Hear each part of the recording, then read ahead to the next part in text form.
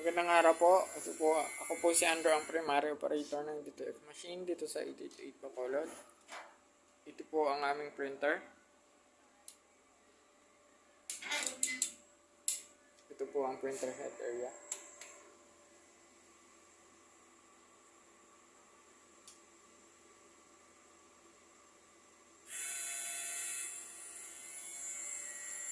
Ito naman po yung capping.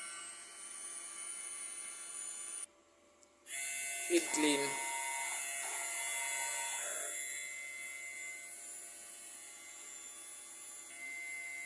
Pagkatapos po nating mag-heat clean, punasan po natin ang wiper.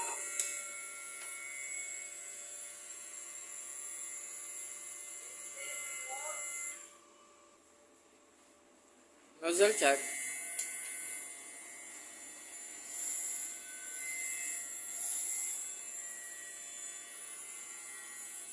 Yan naman po ang output ng aking nozzle check. Ito naman po ang aking tank area. Tama lang po ang ink level nila. Ito naman po yung waste tank. Nalinis ito kahapon. Ito naman po yung AVR, ground wire, consumables,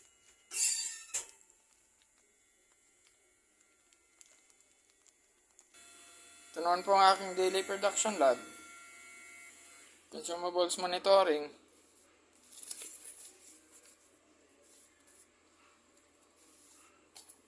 printer daily checklist.